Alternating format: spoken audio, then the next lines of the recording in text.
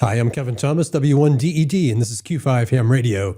I'm joined by Tom Morton, K2GO. Tom's amateur radio life stretches across nearly 60 years, from the earliest days of CW contesting to a career that unfolded across continents, call signs, and generations of operators. He didn't just witness the modern era of contesting, he lived its transitions, moving between countries, stations, and communities, adapting as the hobby itself changed.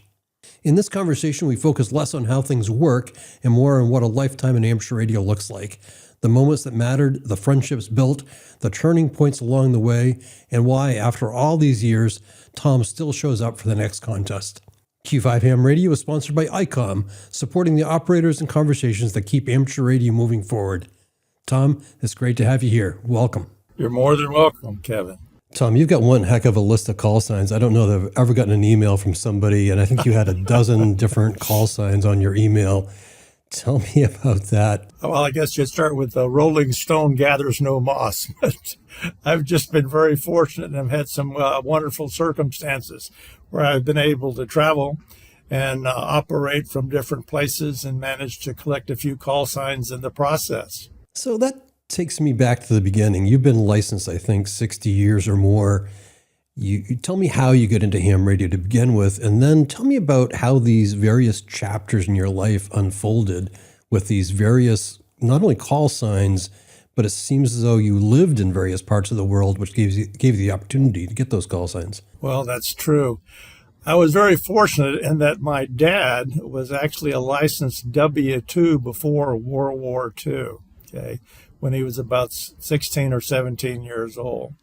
And then, of course, the war happened and everything was cut off. And then after the war, he wound up going back in at that time it had changed in 1947 from Army Air Corps to United States Air Force. And he was assigned to Panama, the Republic of Panama, where he was a KZ-5. And I vaguely recall as a small child, maybe 4 or 5 years old, sitting on the floor next to his ham radio desk and listening to him operate AM phone, okay? And then from there, when the Korean War started, he was transferred to Bermuda and was a Victor Papa 9. Same desks, same radios, and I listened to him talk all over the world, okay? And then when I was about 13 years old, he gifted me with a HQ-100. And so I became an SWL. And then we had a very nice Elmer in my town, which was Clinton, South Carolina, named Buzz, K4LDW. And I had two of my buddies, Eddie, K4NLM, and Tyler, K4NLL, that we would get together after school and listen to their S-38 helicopters, trying to hear something on a piece of wire. And I wound up getting my novice class license. I was KN4 Zulu Delta King, and I think this was like 1959. And in those days, I was nowhere near an FCC license place, so that was when we had the conditional and the novice, and this could be done by an amateur general, and that was James K4OAD, who lived in Joanna, South Carolina, about 6 miles from me. So he administered the novice exam. I passed that. And like many of us, we wound up with a newspaper route. And I was the only paper boy in my town that distributed the state paper there in South Carolina. And I had a little scooter that I did the paper route with and saved my money. And I got a DX35, okay, the old plug in the crystal type radio. And in those days, we thought that we had to record every transmission in the log. So there was probably 2 pages of CQs with no answers, okay? And since they were crystal controlled, you had to dial up and you had to dial down to see if anybody had come back to you. And then later, as my paper route bloomed, I was able to buy a DX100B, put that together, and our Elmer, K4LDW, did all the adjustments so that it worked great. And along with the paper route money, I put up a 35-foot tower, and I had a Mosley TA-32. And so I did not sideband, but AM, and also got into the CW a little bit. But in those days, with such a small town, there were no clubs. There was nothing to really learn how to be a really good amateur. So it was kind of a muddle through effect for those years. And then later in high school, I found the G1 RLS, okay? And so ham radio was kind of pushed off to the side as the girls came into focus, and then off to college.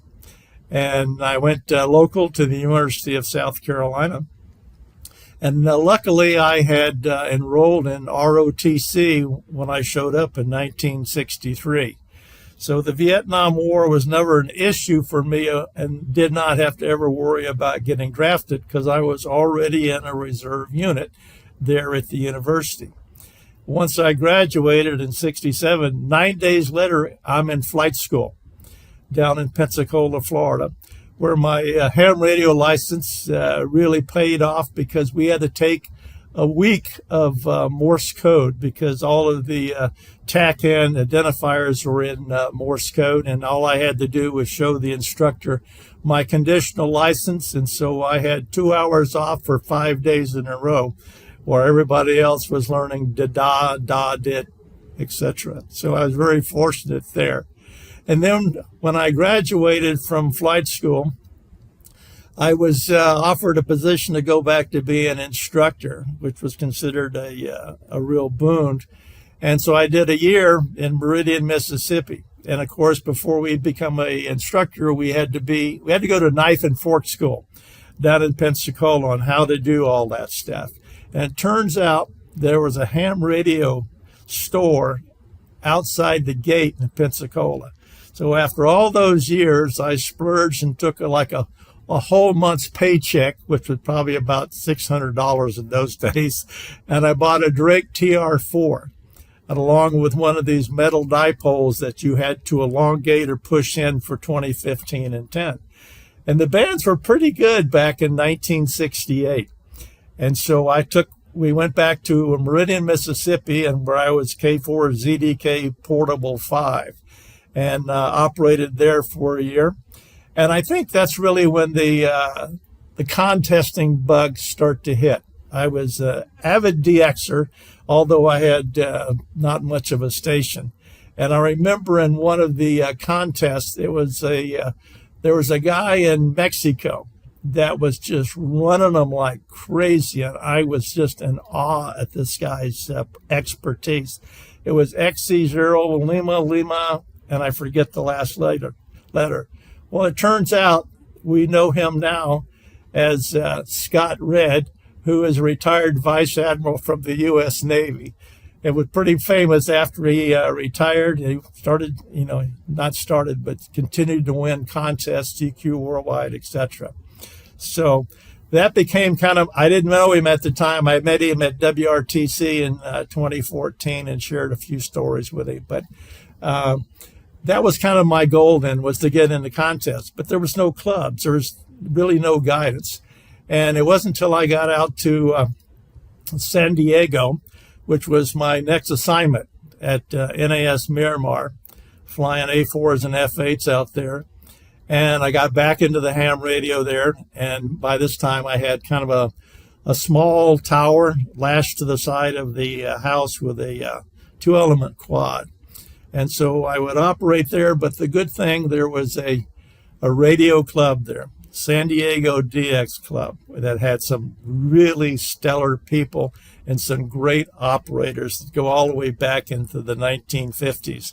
Such guys as Dale, K6UA, Uncle Ed, W6KUT, W6YO, Jim. Also, there was Rick, N6ND. You may know his nephew named Dan, N6 Mike Juliet, okay? And so I was invited to contest doing the multi with Rick Craig up on the top of Point Loma, overlooking San Diego and the Pacific Ocean. Had a killer station up there.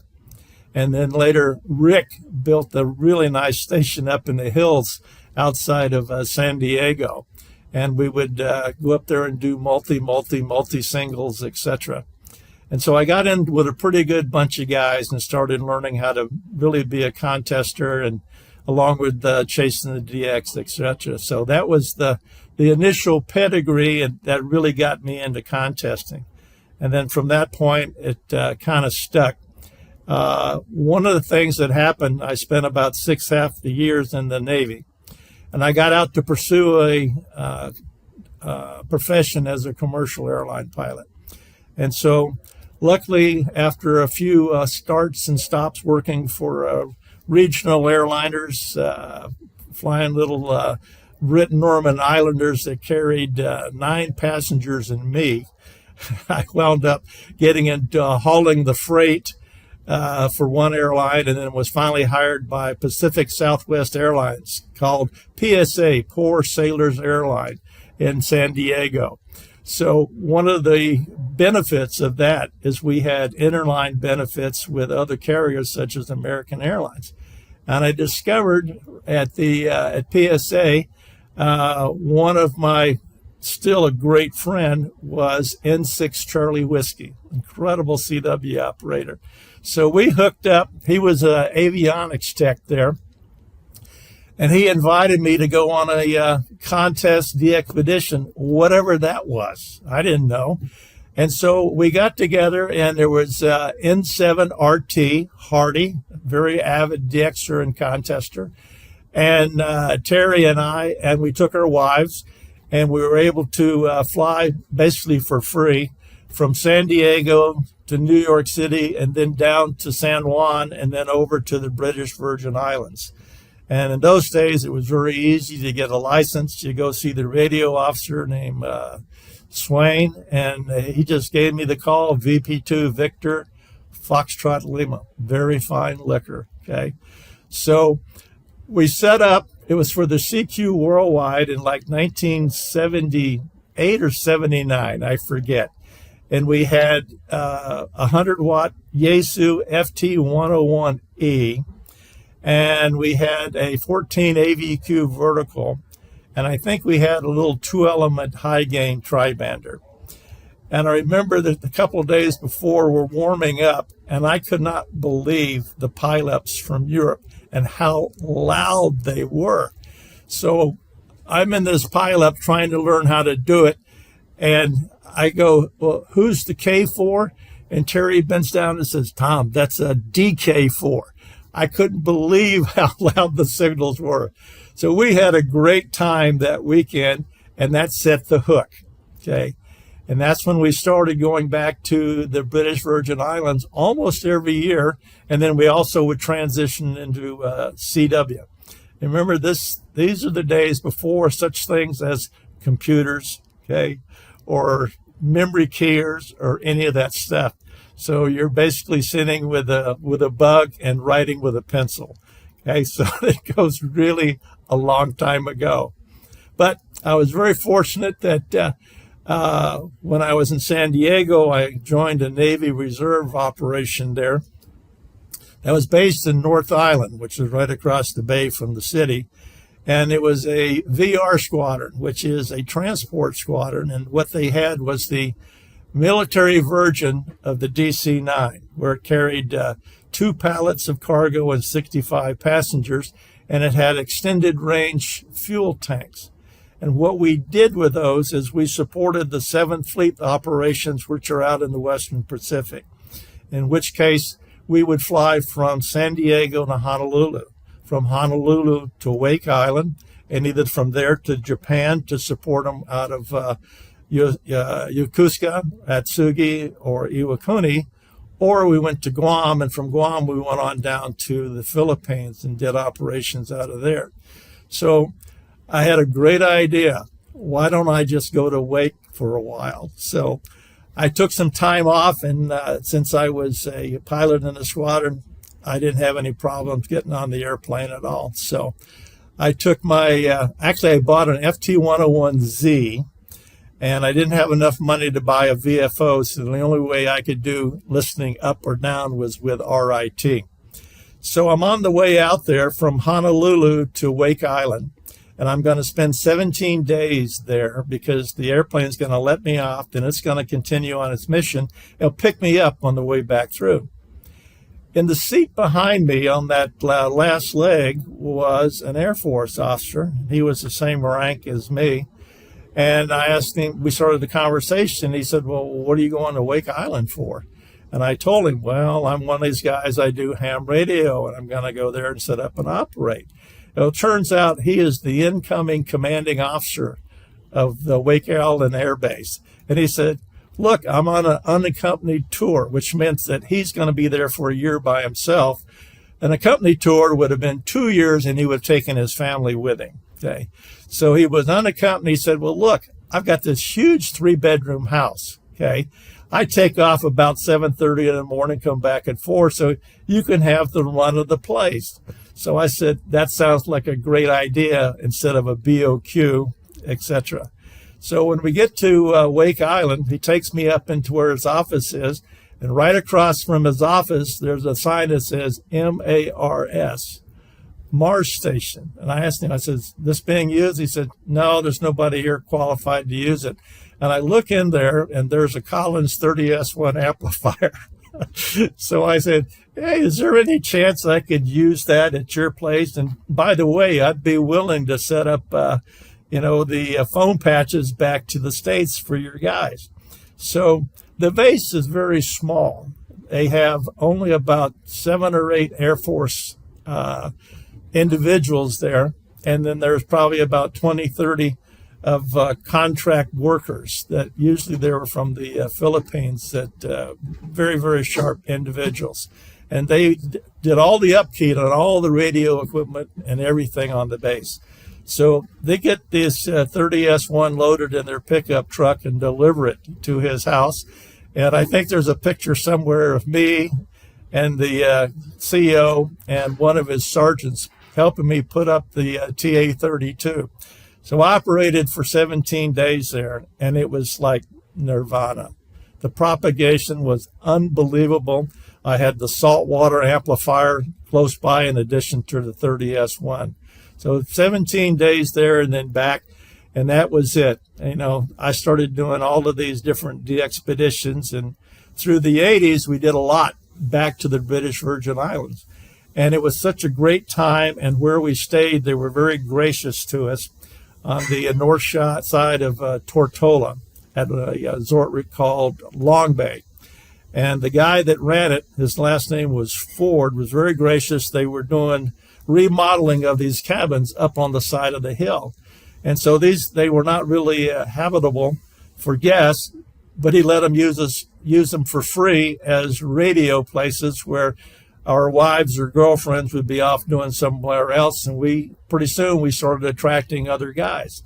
And some of the guys that came down to play with us, you may know them. K1 Radio X-Ray, K3 Echo Sierra Tango.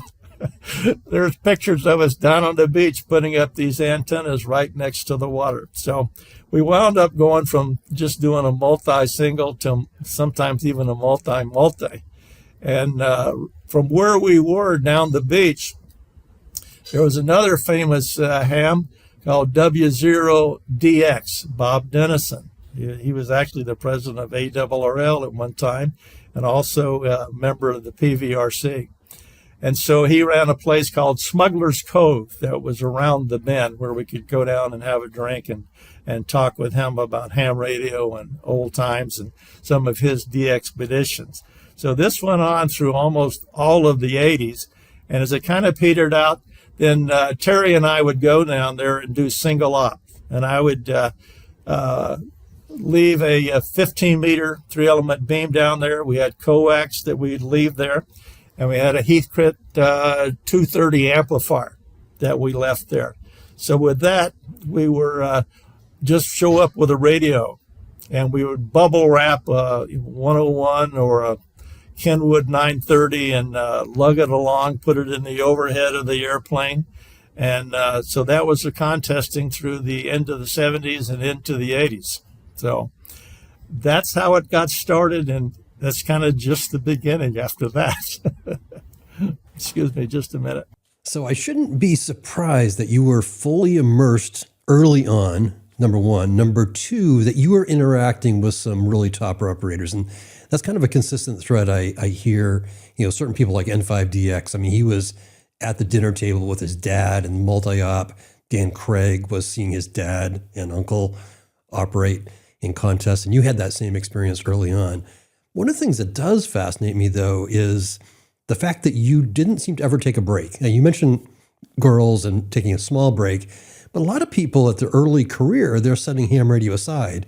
And it sounds like your gear was always with you, or at least you were thinking about it every step along the way. Is that right? Yeah, pretty much so. Once I went back through Pensacola and bought the TR4, I was always into ham radio. Even when I got out to Miramar for the first time before I got set up in the new QTH, there was a radio club at Naval Air Station North Island that had the complete set of Drake twins. And they were gracious enough to allow me to use it for a sweepstakes, which was really enjoyable to have, really top-notch equipment to do something like that. But I pretty much had radios all along. It was quite a period of time before I would have what I would call a real station. Either with the economy not doing too well, or maybe financially I wasn't doing that well with job changes, etc. I really couldn't afford to have really nice equipment. Or if I did have the nice equipment, maybe the QTH was not in the best place where I could put up big, tall towers. That didn't happen until the late 1989, where I moved out of San Diego and up in North County in a place called Fallbrook, which was not a city in California. You would think you were in Kansas, the way they operated, the way they thought, the way they acted. In California, usually when you went to write a check, you had to have 3 different forms of ID plus your birth certificate. When I got up to Fallbrook, I went downtown and I'd open a bank account at Wells Fargo locally. I write the check and I'm reaching for my wallet. They just look at the check. They go like, no, that's okay. It was that kind of a town. Okay. And, there were some really good people that lived up there. It was also the home of, K2GO, who has been a contester at, W6 Alpha Mike out on the, Palo Vertex Peninsula, where he had all those rhombics that played very well. And so Dale became like an older brother for me when I got up there. He was really savvy about antennas, and he had a 120-foot big bertha with big stacks on it. And I really got into operating with him. He would let me operate single operator. He had a 80-meter 8JK, and the terrain sloped away from his QTH in all directions, and it was a fantastic antenna. That he was a really super operator. You could just listen to his CW all day long. It was just so perfect. It was absolutely really good. But he was a good friend up there. K6NA lived up there. Later, Rick Craig moved up there, built the station. When I met K6NA, Glenn was the manager of HRO. So it was like the local candy store. So you're going in there all the time to see what's new and talk to the guys and meet the other guys. And he invited me, this is probably about 1979. He says, I'm going to do some work on the antennas this weekend. Would you like to help me? And I'm going like, well, I've never done that. So I went, okay, fine. The next thing I know, I'm harnessed to the top of a 120-foot tower doing work. And now I'm learning really how to, with big antennas, what's all involved with it, etc. But anyway, I moved up to Fallbrook, and I wound up getting one of these 72-foot heavy-duty crank-up towers, 23 feet of chromoly masts, and I had acquired a prop pitch rotor. That's a different story. When I had been based up in Whidbey Island, Washington, there was a very famous contester on point, no point, called W7 Radio Mexico. That's where he held all of those great contests and where K7JA got his start up there as a young guy. And after I got out of the Navy, I went right into the reserves. And so I had access to the surplus place up there. And wound up getting a couple of cable reels of hardline. So I got a hold of Rush and I said, I got some hardline. Would you like to entertain a trade? Okay. And he goes, yeah, I think we could do that. Well, Rush had been a contractor doing contract work for Boeing Company. And about this time, they were dismantling a lot of these rhombic fills in Maryland for the U.S. Air Force. So Boeing had these tractor trailer trucks that went back and forth, full one way, empty the other way. So he managed to get a boatload of AB-105, okay, which is a giant erector set, okay. It's Legos on steroids, okay. So that's what he was using for all of his antennas. So I said, well, I would like to trade my hardline for some of your AB-105. And he says, well, come on up. So I got a hold of a good friend of mine, Ernie, W7ZJB, okay, to help me. And so we got a rental truck, and I got 2 cable spools of hardline, drove down to Point No Point, and Rush and I bartered back and forth for a while, and pretty soon he says, well, what do you want on that? And I said, well, what I really want is some AB-105. I would like 120 feet for me, and I'd like 80 feet, okay, for my partner here. And he goes, well, let me go talk about that to my other partner. So he goes into his Radio Shack for a while, comes back about 20 minutes. He goes, yeah, that's going to be a good deal. So we offload the hard line and we load up 200 feet of AB-105 giant erector set. It's all taken apart. We got 5-gallon buckets full of nuts and bolts and stuff. So I drop off 80 feet of the AB-105 with Ernie. And I didn't even ask him for it, but he basically gave me a prop pitch along with the Celsons, which in those days were kind of hard to come by. So now I can go back to the story with Glenn Ratman, because what happened was once I built my station up there, I decided I wanted to put my prop pitch into play. And Glenn, at this point, he had left his work with HRO, was doing a lot of other things around the world, building stations for celebrities or going up to the North Slope and putting in communication stations. He had decided that, hey, maybe he wanted to get into doing the rebuilding of the prop pitches. So I became the guinea pig. So I basically got, all I had to do was pay for the parts for the indicator. And he came over and he and I spent an afternoon on the tower installing the AB-105, not the AB-105, but the prop pitch into the crank up that I had there. And that was a start really about 1990 when I really had a nice station up there with a Christmas tree, the sacks of antennas, etc. So, but it didn't stop going offshore. I wound up going down to Belize. I was V31 Quebec, United America, V31 UA. Also, at one time, I had a girlfriend, and we went to the Cayman Islands to go diving, and it turns out it was CQ Worldwide Sideband. And so I see this array of antennas, and there was some station called ZF1A. So we stopped in to say hello, and we met Andrew, who is the local caretaker of there, really, really nice guy. And they invited me to operate, so I sat down for an hour, and that was it. But we went back to sightseeing and diving. But I decided I want to go there for WPX contest. So I got the license, and Andrew said, yeah, I could use that F1A. So when I get down there, he goes, well, look, he says, it's only you. So why don't you just stay with us in the house?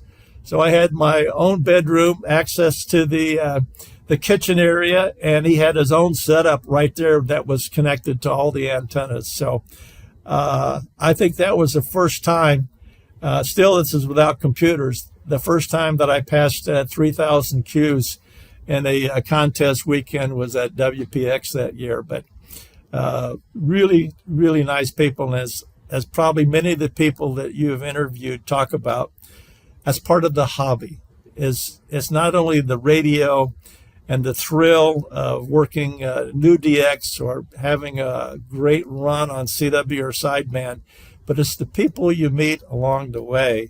I mean, many of these people are still good friends of mine, and we talk, and it's great when you run a sideband contest when you call them by name. You know, when I run into some of the guys like K1RX, and we got to do an eyeball again at the WRTC in 2014. So it's great fun to be around those guys. And luckily, I've been part of another club. When I was ending my tour as a airline pilot, they had a retirement age mandatory of 60 years. I was flying Boeing 777s out of Miami, and I was on reserve, which means you basically sit and wait for the phone to ring to call you out, etc. And so I didn't really have a place to live. I did have a place to live back in San Diego, but I needed a place for when I had to sit reserve in Miami. And a really, really good friend of mine and his wife, Fred and Lisa, known as K9 Victor, also November Papa 2 X-ray. We had been friends from 1988, okay? And he used to loan me a Cushcraft A3 to take down to the Virgin Islands to operate or wherever I was going. So Fred and Lisa invite me to stay with them. They had a beautiful home up in Boca Raton, big ham station up there. And so I would sit reserve there and take care of their dogs, their cats, their birds, whenever they were gone. And then we would go contest. And this kind of changed the frame a little bit till now we were going to places that were already set up. There was TI-5 Kilo Delta, KICO in Costa Rica, invited us down.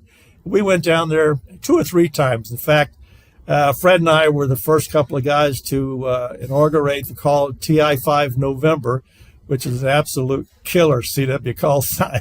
But we had fun down there visiting with Kiko and his family and enjoying the sights of Costa Rica. Fred and I and Terry, N60W, went back to the British Virgin Islands for WPX in late 99. And I did 2 more visits to Wake Island. One was I was going to be the aircraft commander flying across, and one of my good friends, K6 November X-ray Tango, was a retired submariner who was a former chief radio guy on submarines. And I said, hey, would you like to go? And he said, I would love to go. So I said, well, show up at Miramar at 8 o'clock on Monday morning with all your stuff ready to go. And he did. He brought a complete Sea Line with amplifier in one of these cruise boxes. We put it in the belly of the airplane. He had his little jumpsuit that they wore on submarines that looked a little bit like a flight suit. So nobody was going to question him. And I put him on the general declaration, Gen Deck that we called it, for international flying. We went out to Honolulu, and the next day we flew to Wake. I dropped him off. We spent the night there, so I helped him set up everything. The next day I left for Guam, and I came back about 15 days later, and he's still operating, having the time of his life. So where we stayed, he was in the BOQ, and it had a bedroom and a working area, living room type thing. And I remember I said, I've got to get to sleep because I got to fly tomorrow. So I wake up about 5 o'clock in the morning, and he's in the next room, and I can hear him saying, JA stand by, US stand by, Europeans go ahead. I mean, it was an incredible place for DX. So he had a great time, and that was it. The last time I went to Wake, by this time I had changed my call. The first time I was a KH9/W7 King Hotel November from my time up north of Seattle. And after I got my extra, I was KT6V. So I changed the call to Alpha Hotel 9 KT6V. On the third time was in the early 80s. We had an airplane that was coming back, and it had an engine problem when it landed in Wake Island. So we had to fly a spare out there. So I was the ops officer at the time, so I said, I'll go. Nobody wanted to go because it was about 10 days before Christmas, and they were all scared they'd get stuck out there. And at the time, I had a CX-11A, which was a 200-watt rig. So I went out there and operated for quite some time, about 3 days, where I flew out there with an engine, and the boys, the enlisted guys, took everything apart. So I had nothing to do until it was time to test fly the airplane after the engine change. So that was the last time.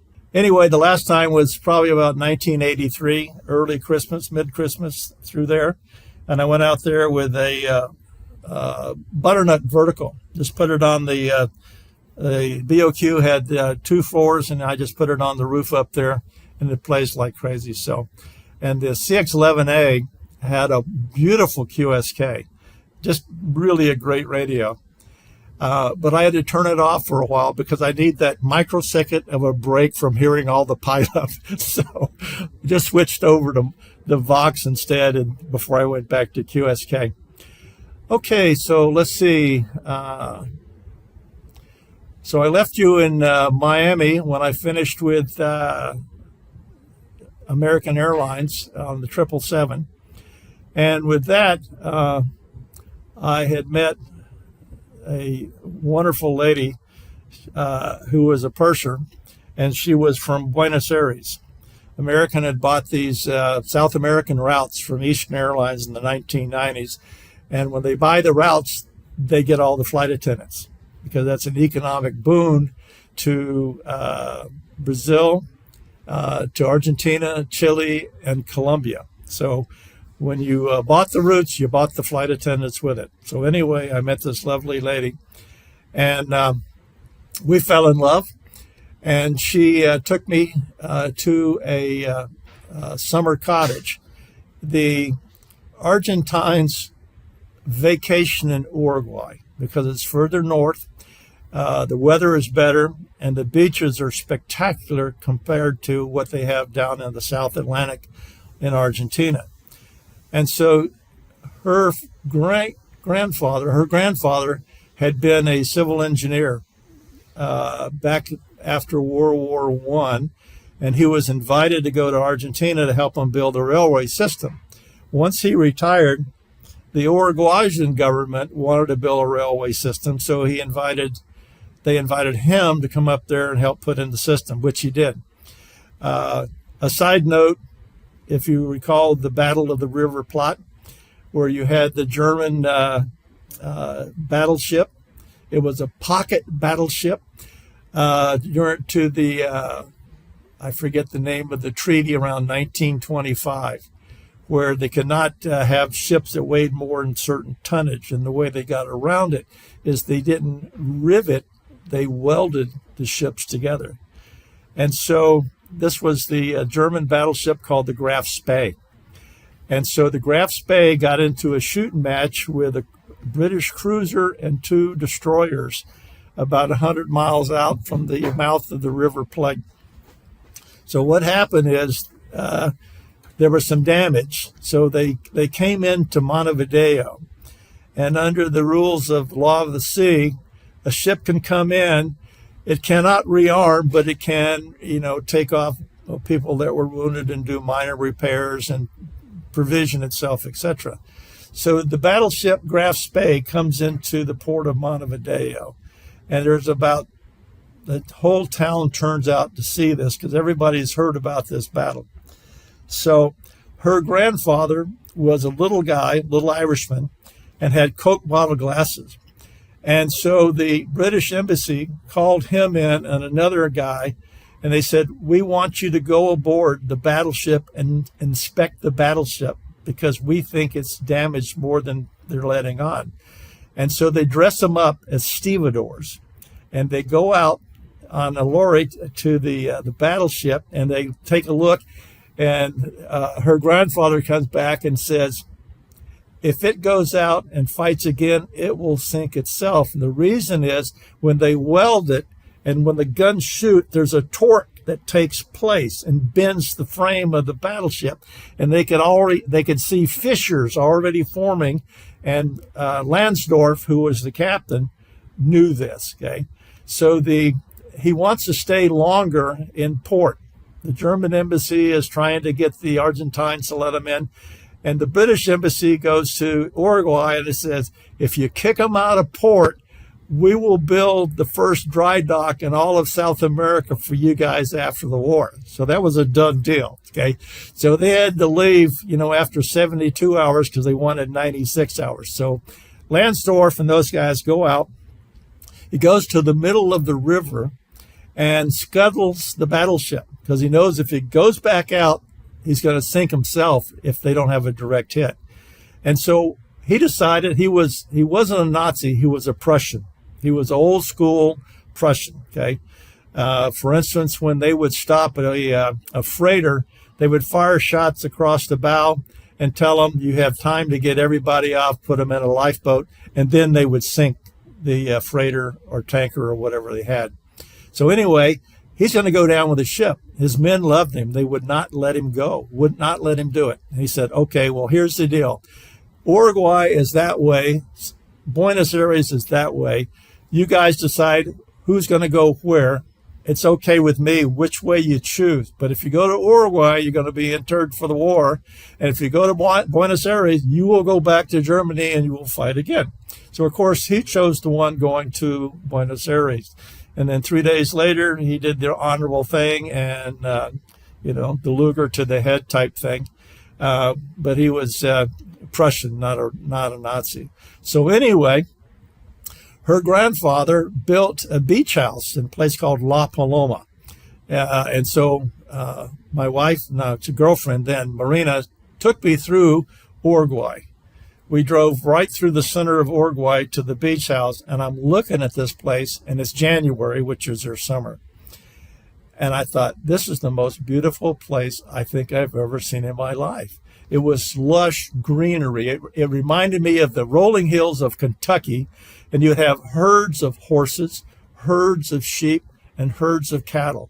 It was just, and with gauchos right alongside of them. So we go up to La Paloma, and she's driving me back for my retirement flight.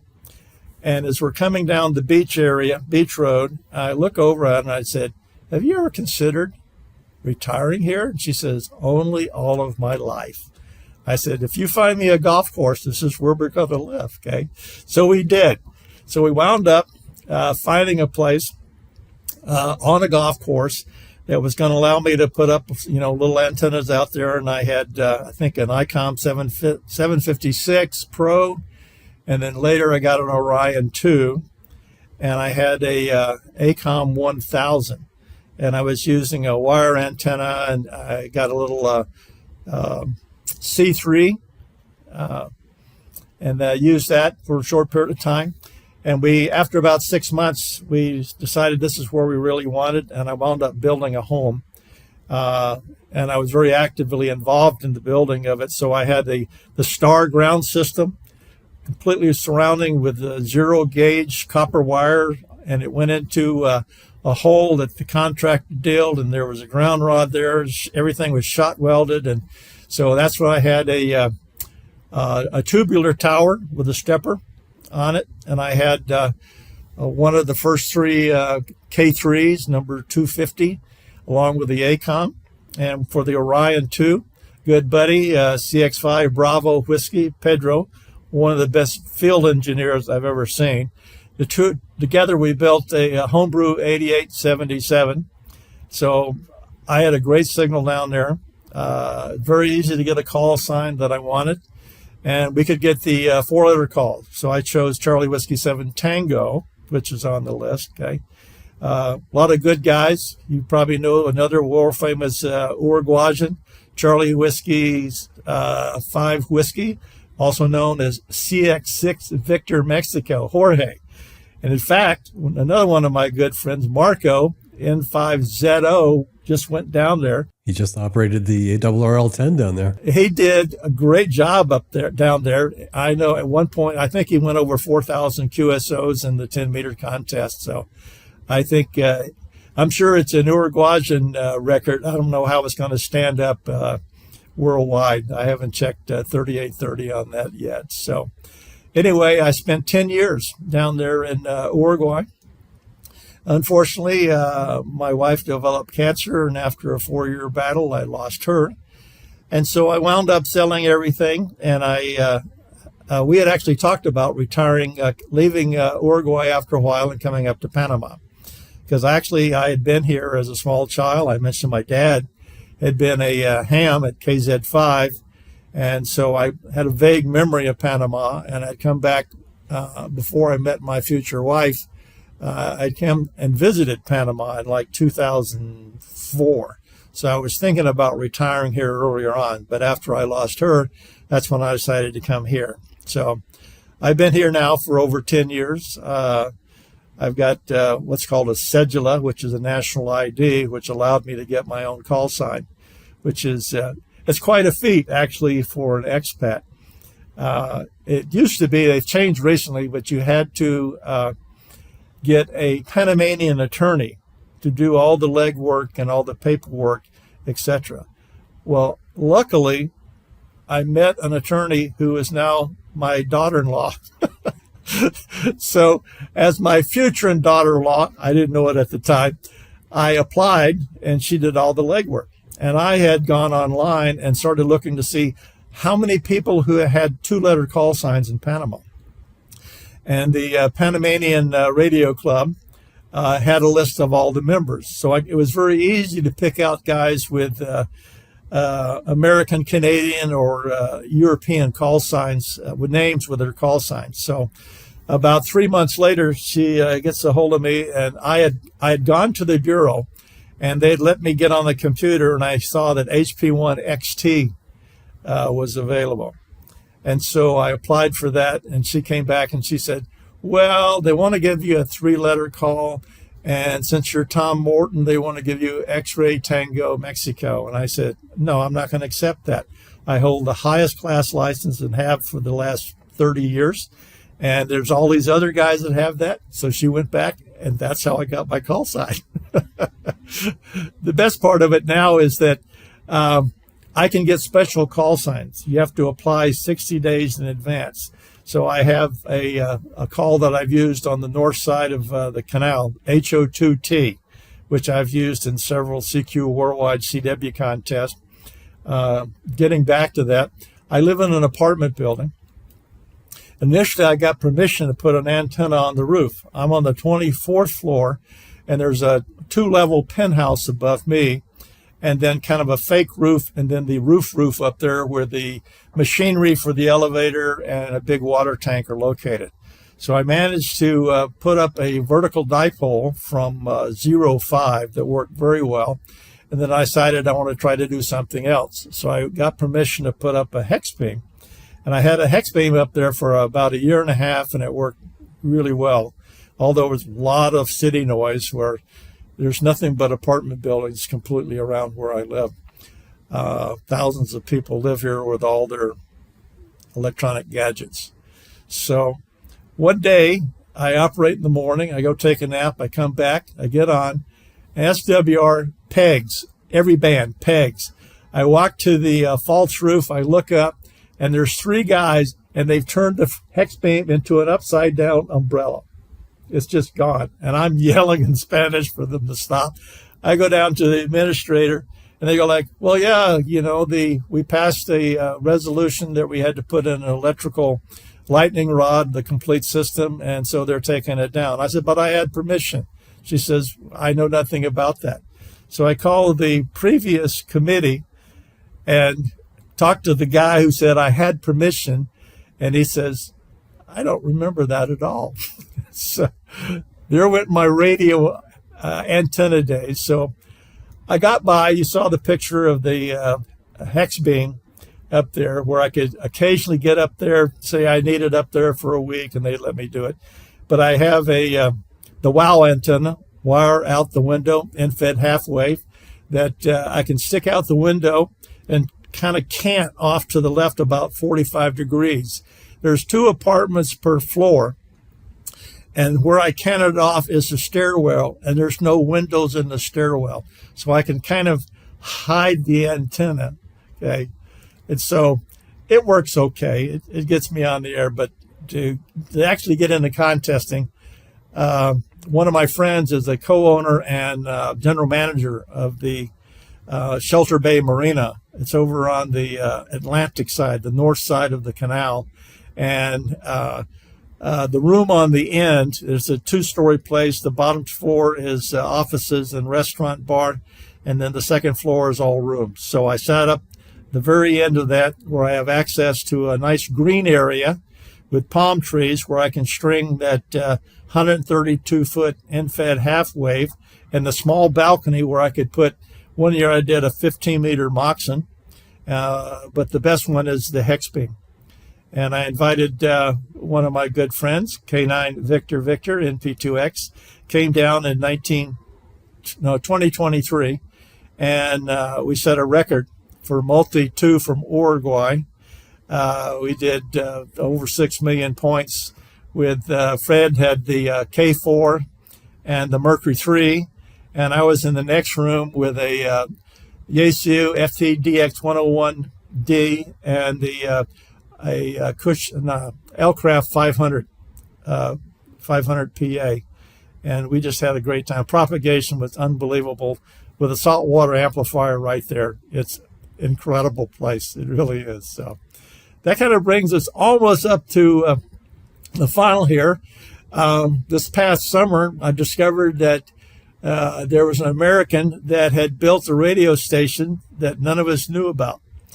And Jim, he's Kilo Charlie 2 Lima, Norway, I think. He lives in Buffalo, but he's been coming down here for about 11 years. So he decided he's going to get back into radio after a 20-year absence. So I think he went to DX Engineering and said, fill her up, because he wound up getting like a 72-foot motorized tower.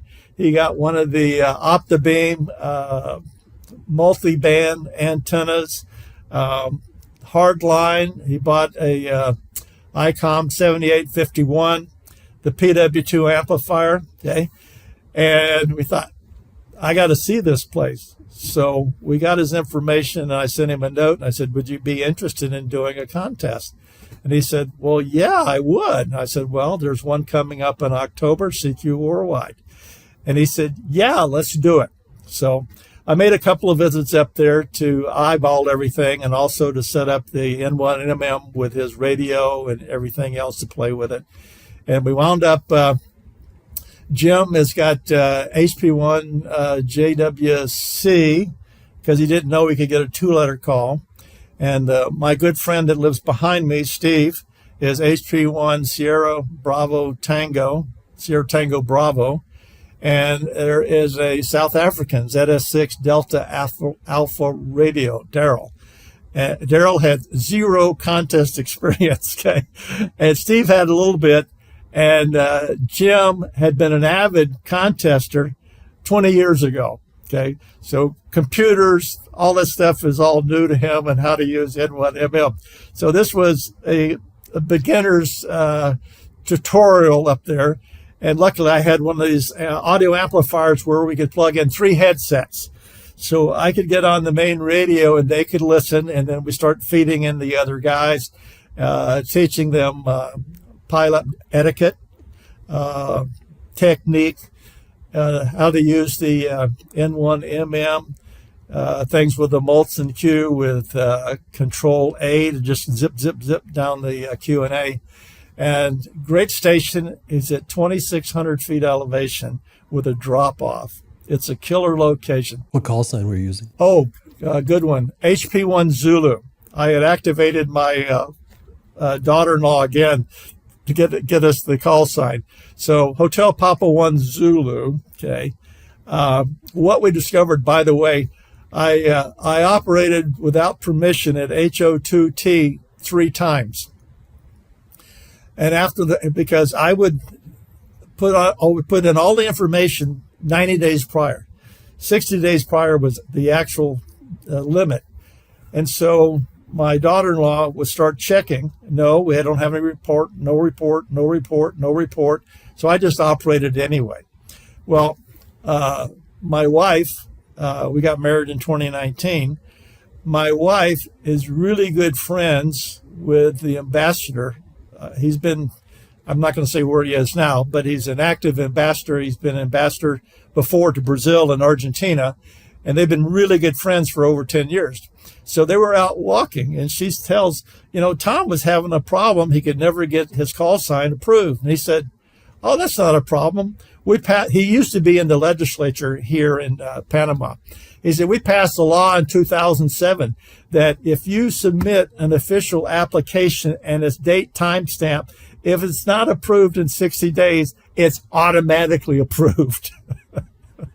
So I guess that's my fallback. So the call sign's still good for anybody that wants to use LOTW.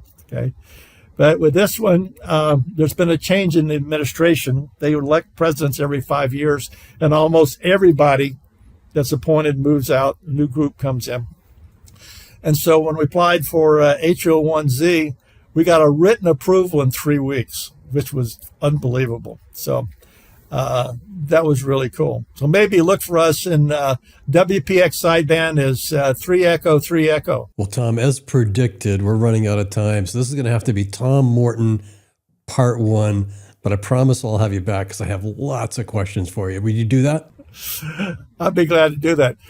I'm doing this because it's my legacy. Whatever you do with the recording, I'm going to send to my sons so they can show their grandkids. Well, it's a fascinating story. And, I've got to say, there's a point where I was going to ask you if, what are you really into it for? The technical part of it, the competitive aspect, or the camaraderie. And I'm convinced you're into it for all three. But the camaraderie is something that runs through every one of your stories. I don't think I've ever talked to somebody who has named so many call signs in an interview. And you've just intersected with everybody in the ham radio community, which is so impressive. And again, there's just so many questions I want to ask you on part 2 about how you've seen contesting change and et cetera. But I really appreciate you spending time with me today. Thank you, Tom. Well, I appreciate that. I appreciate the opportunity. And yeah, there's a lot more because I haven't touched on the remote. I started remoting in 2012. Okay. And going through there. And although I had retired, I've been active in the aviation business as a consultant and also sometimes an instructor. I spent 5 years commuting back and forth to Korea as a 787 instructor pilot. And of course, and I spent 3.5 months there during COVID. And if I didn't have my K2GO, I would have gone nuts. Well, we'll definitely talk about that. I've got 2 K2GO sitting on my desk that I'm using, so I definitely want to have that conversation. Tom, thank you for joining me. Okay. Thank you, Kevin. Good day. My name is Kevin, W1DED. This has been Q5 Ham Radio. I've been talking to Tom Morton, K2GO, although I feel as though I have to go through the list. He's also HP1XT, HO2T, CX7TT. The list goes on and on. I don't think K2GO really does it justice. Thank you for joining me. 73. 73s.